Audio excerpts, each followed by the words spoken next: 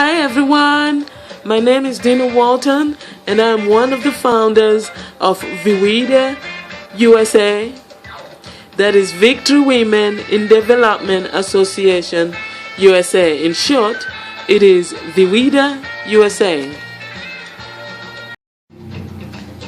Victory Women in Development Association USA. In short, VIWIDA USA. You can find us at www.viwidausa.org.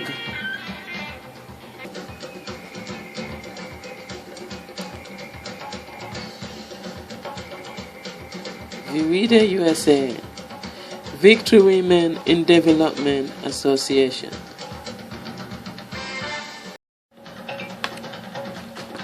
Victory Women in Development Association was founded April 2001. It is a non-profit organization that seeks to empower the lives of women, youth, and underprivileged individuals in local and international communities by providing social and academic programs in order to gain skill, foster self-sufficiency, and sustainable economic development.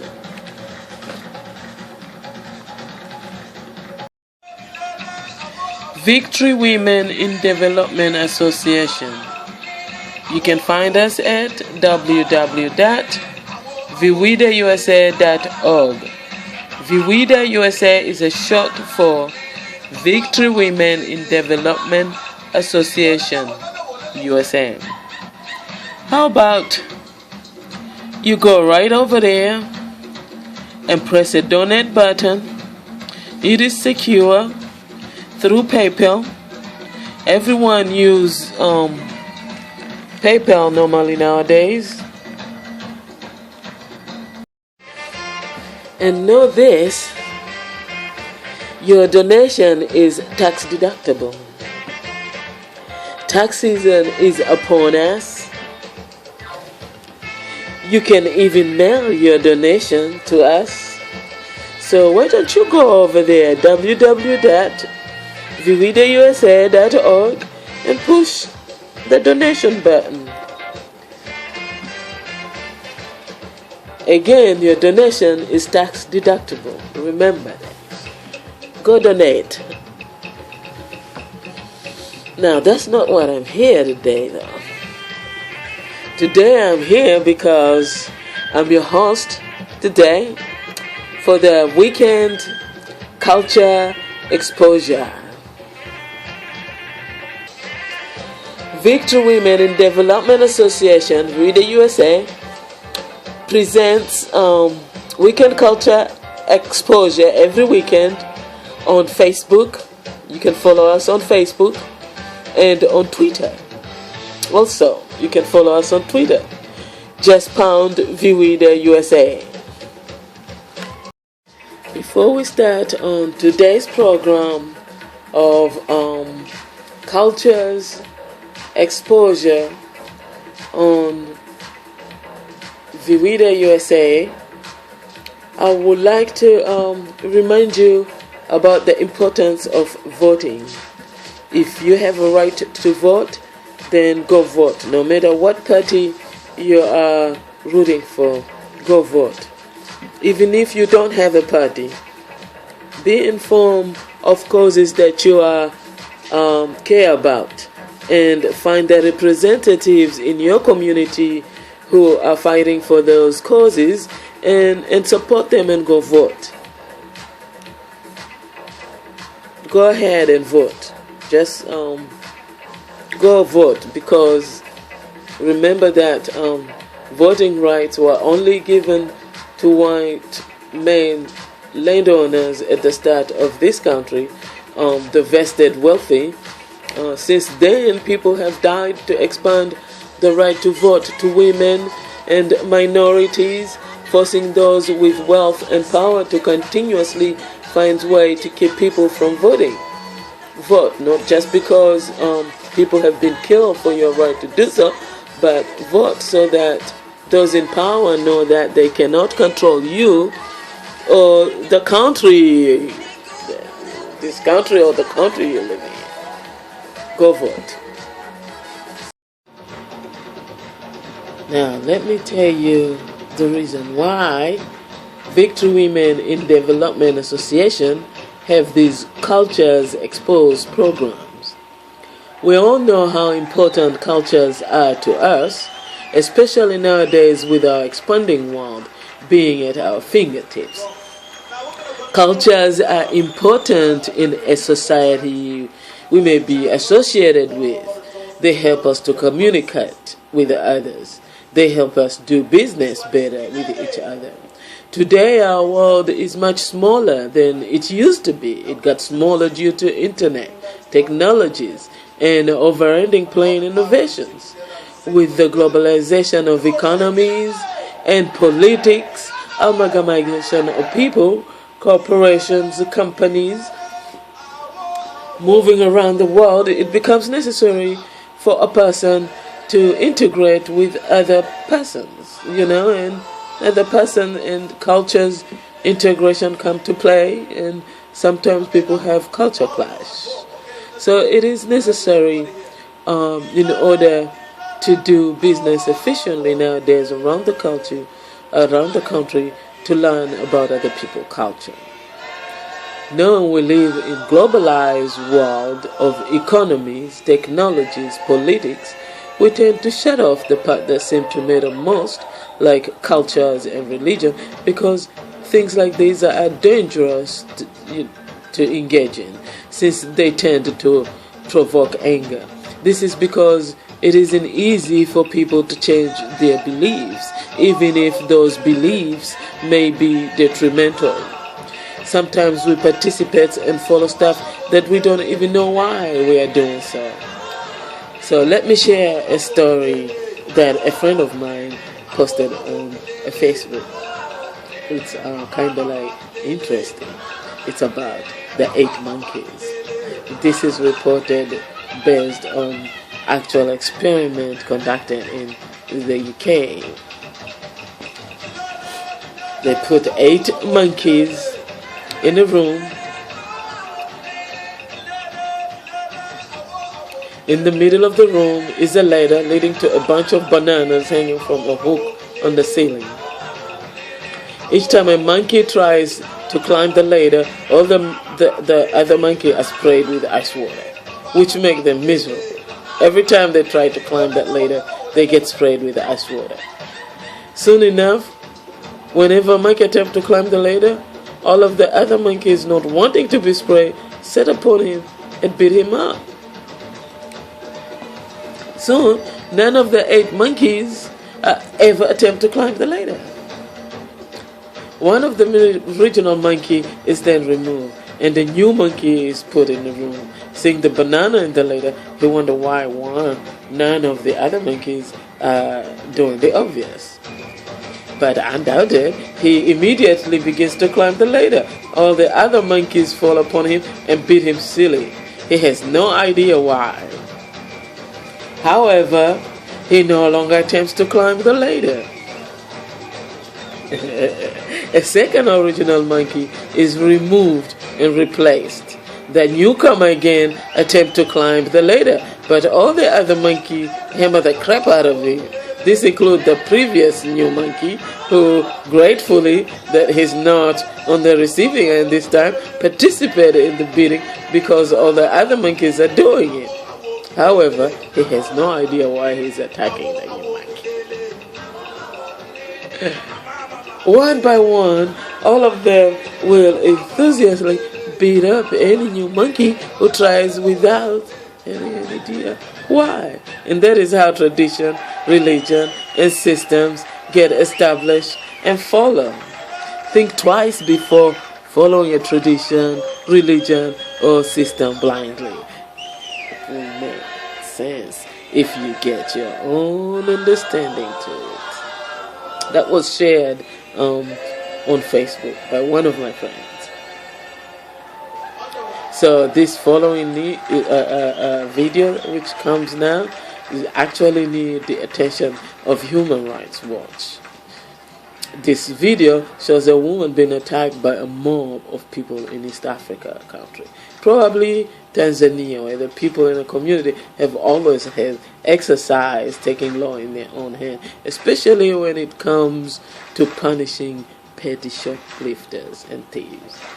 I have witnessed that myself when I was in Bagamoyo. I was teaching Swahili to Pisco in Tanzania. Bagamoyo is a town by the eastern coast of Tanzania. So this one day they chased a thief, and the mob set out and start beating the thief out. And we had all these Pisco volunteers who were there. Some Caucasian girls broke into sobs. At that time, to me, that was normal. I have seen a thief being chased by the whole community, and when they got hold of him, it's murder by a mob. A boy I knew in a community was caught stealing and captured by a mob.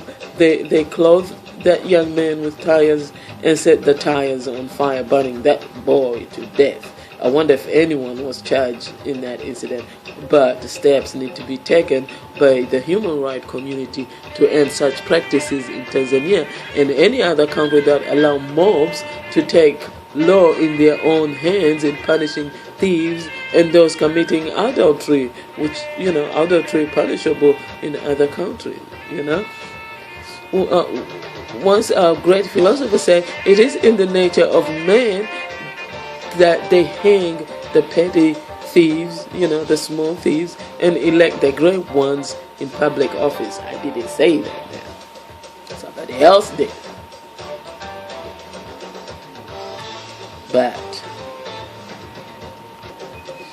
times are changing. The world is very small now. If I shoot air here, my mother was smaller in Africa in an instant. So something got to be done differently to end impunity. We gotta end impunity. Just stop it.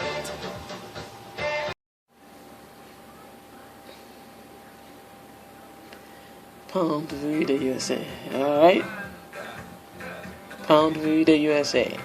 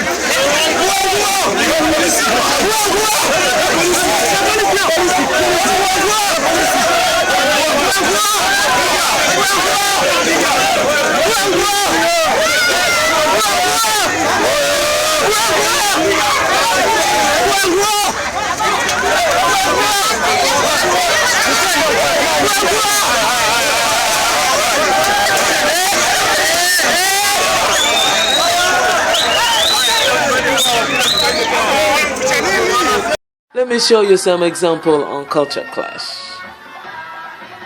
This can be a little bit, well, I'll let you decide what you think. Hi there, everybody. I just want to make this quick short video. Don't want to waste anybody's time. Just want to get straight to the point. A little backup here, just so you know. I have been traveling Jamaica for the past 18 years, lived there for many years, traveled the whole island, every parish by foot. There's nothing I don't know about Jamaica. Best place on earth. I love everything about Jamaica. I love the people, the vibes, the culture, the music, the food. My list is endless. I even have the tattoo on my back of the map and the flag. Back to my point. There's only one little thing that I can't stand. And not every Jamaican does this, but I would say about 90%, if we want to put a percent on it. Because everywhere I go in Jamaica, And every day I talk to my Jamaican fellow friends here online, I'm back here in Canada, they beg. They beg and beg and beg. And we can't take it no more. When I'm there in Jamaica, I get my shoes begged off my feet, my clothes begged off my back. I take suitcases of everything over. I come back with nothing. My suitcases are empty because I just give. And sometimes I can't say no. But now I'm exhausted from it. I'm begged every day for credit. Send me credit. Send me your phone. Send me money so I can do my visa application. Send me money so I can start up my business. Me have no money for food. Me have to buy medicine. You know what? If I was a rich woman, I would send it all. But I can't. And you know what? The worst part about people that beg and when they get something, they're so ungrateful. They don't even say thank you. They don't appreciate it. I'm a very giving person. I love to give, don't get me wrong. And I have given to the point where I've had nothing left of my own. But I can't do it anymore. There's a lot of Jamaican people all over the world working hard and they send money back home. But it feels like they don't get appreciated either. It's rough. Just please, it's rough everywhere. Everywhere you go, people are struggling. It's hard in Canada. It's hard in America. It's hard everywhere. All I ask is please stop the begging. Just make an honest paycheck. Do what you have to do. Struggle like the rest of us. Just work. It's tough. We know that. Love you, all of you. Trust me, I do. Just please, the begging has to stop because we can't take it no more. One love, stay blessed, and thank you. Hey everybody, what's going on? Your girl Babsy in the building. Not gonna stick up here too quickly today. Come to do a defense topic because I hear some shit the other day on Facebook and I'm seeing some replies and it really pissing me off because everybody full of shit. And you know me, the governor, does just dispel the rumors quickly. But before I get into the topic, you know that my iPhone and my Android app launched today. So go and grab that shiznit. Type in Babsy, Babbzy, and you will find my app. And I actually got one on BlackBerry too for those of you who still have Blackberries. Now, the other day I was watching this video and this white woman come on, she's like, I just go to Jamaica and then what has happened is that 90% of the Jamaicans beg me and they beg my shoes and they beg my blah blah blah. Bunch of asshole. First thing first, she does work for statistics fucking Jamaica. How the fuck she know 100% of the Jamaicans and not 90% of them just beg? She's a cunt or what? Now, I am not Jamaican. I am actually Bajan descent, but I don't like when people tell lies on my West Indian people, so I come in to defend the thing. But wanna deserve this sort of thing because if one didn't fuck around these ignorant cunts when they come down to one island, because it's not just Jamaica, it happens everywhere. Let me tell you what going on. You see the people like she and them instead of them there, so what them just do is them just left which part them live because they can't get no fucking man, them just dry hump them raw. So bed at night, come down to the Caribbean, got on them tongue G-string when them boxy look like rotten fucking breadfruit sour sop, and then you just be telling them that they look good because they white, and then now they come and they fucking you, and then God bless, they going back home and talking about they got some sexy man in Jamaica or Trinidad or wherever the fuck it is. Now I want to tell you all dry up pussy women, when you go down to the Caribbean and want to fuck these young boys, you better send them some Russell Jordans, because I don't know how the fuck you think you can get penis, wood, hood, body, doggy and not give nothing in return. So the people begging you, Miss Ting, because you begging them, don't left out that fucking part, because I don't know what you going down in Jamaica for 19 years back to back for. It cannot be the fucking lobster at El Beach you're running down.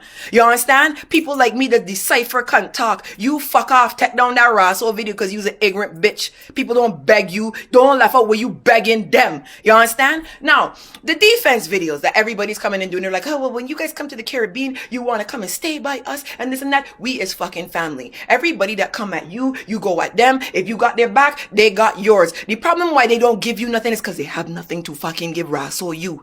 A lot of them are down there pampa setting. The problem with all of us is that we too fucking liared. We just left which part we live and go and play superhero wherever the fuck we going. So now we down in Jamaica on tax return money and welfare money, or in Trinidad or in Vinci or in Barbados, and you think we living in Rosso Hollywood when we sleeping on somebody's fucking floor. Furthermore, the little two job that we do get is when we go and flip the burger at McDonald's when they call we on fucking standby. So this is the problem. They cannot send you no barrels. They cannot send you nothing because they have nothing to give them fucking self. life. So if everybody would stop the Russell Pampas setting, we would all live happily ever after. So people, when you go down begging for pussy and dick in the Caribbean, give the people some fucking Jordans and some red bottom shoes and you gonna be good. If you have a problem with that, go and try and get Hugh Hefner or one of them people. Notice them ain't studying one.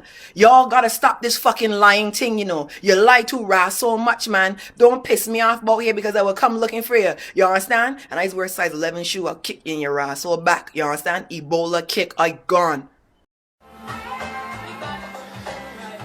Boy, what a clash. Cultures exposed. That was Culture Exposure coming to you from viwidausa.org, that is Victory Women in Development Association. Thank you for watching.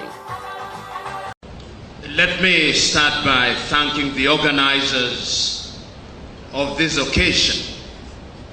I've sat for a few minutes and I've been thoroughly moved. I've used the occasion to send a number of messages to my colleagues in Kenya that a powerful thing is going on in Uganda, and that in the fullness of time we Kenyans and I hope East Africans must embrace what is happening in Uganda.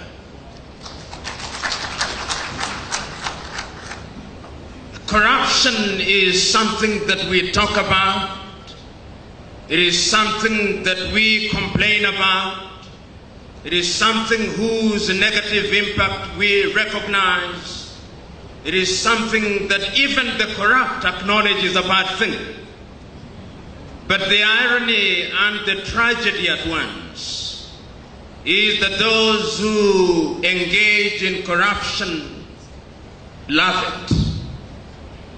The tragedy at once is that those of us who do not engage in it directly accommodate it. Our levels of tolerance for corruption in Africa is amazing. A long time ago, a great Greek philosopher said that it is in the nature of man to hang the small thieves and to elect the great ones into public office. We do that in Uganda, we do that in Kenya, we do that in Tanzania, we do that in Africa. And that is why Africa remains the poorest continent on earth. I was this morning rereading a book which I commend to you, a book written by a young Zambian economist called Dambisa Moyo, the book called Dead End. And in the introduction in that book there is a note which was found in the bodies of two young Guineans who died while trying to run away from Africa. Today, many young Africans are running away. Not so long ago, about 4 weeks to be exact, 300 young Africans drowned in the Mediterranean Sea in Lampedusa because they were running away from Africa. Not so long ago, about 3 weeks to be exact, another group of young Africans drowned next to the island of Malta because they were running away from Africa. When you look at Africa today, whether you are looking at Uganda, Kenya, Tanzania, Nigeria, or indeed any country in Africa, our richest men and women are the men and women who occupy public office. We live in a continent where we celebrate thieves and vilify good men and women. That is the tragedy of Africa. While every other continent in the recent past has moved in the right direction, Africa still remains, in the words of Tony Blair, as the scar in the conscience of humanity. We live in a continent today where, as the young man has said, our young women upon attaining puberty cannot afford sanitary pads, but our public servants have iPads which they do not know how to use. We live in a continent today where our leaders who preside over our health sectors have no faith in the health sector. When they are sick and their families are sick, they run away to seek treatment in Germany, in France, in the United Kingdom, in South Africa and India. Even our health ministers don't have faith in our health departments. We live in a country and countries today where the political leadership have no faith in the education sector. They bring unto us what they call free primary education or universal primary education, but they can never dare take their children to those schools. We live in countries where we claim that agriculture is the backbone of our societies, but we do not use technology to produce crops. Africans are dying younger than they were dying 50 years ago. We live in a country where Africans will energetically seek to amend the Statute of Rome while there is war in Mali, while there is war in Mauritania, while there is no peace in Somalia, while there is no rest in Eritrea. Africa is a tragic continent. And I want to submit to you that corruption is the source of all these. For some reason, a reason that I do not understand, Africans still engage in primitive accumulation. Many Africans, particularly those in public service, will never rest until they have homes in different capitals in the world which they'll never live in. They have cars which they'll never drive. They have beds of gold which they never sleep on because they have no sleep anyway. They buy food which they cannot eat because they long lost their appetites. We live in sad times. I had the privilege of serving as the director of the Kenyan Anti-Corruption Commission. But it would appear that I did not understand my brief well. Upon being appointed, I assumed that my mandate was to go out there and fight the corrupt. But the truth was that I was not supposed to fight corruption. I was supposed to appear to be fighting corruption. Immediately, me and my team tried to fight corruption. The parliamentarians, in their wisdom and in my own view, in their lack of wisdom, used the occasion of the amendment of the law to disband the organization and to send myself and my 4 directors out of office. The history of anti-corruption crusaders in Africa is one and the same. Their mortality rate in office is very short. Before I was victimized, before my victimization, Nuhu Ribadu before me had been victimized in Nigeria. Before I was victimized, McCarthy had been victimized in South Africa and his scorpions disbanded. Before I was victimized, my equivalent in Malawi had been victimized. Before I had been victimized, my equivalent in Zambia had been victimized. It would appear that in Africa, if you serve your full term, it is because you have refused to fight corruption. So the question that we must ask here and now, on an occasion such as this, what must Africa do going forward? It gives me great joy that you Ugandans have moved from the drawing table and you have now chosen to go out there to do that which is right and good.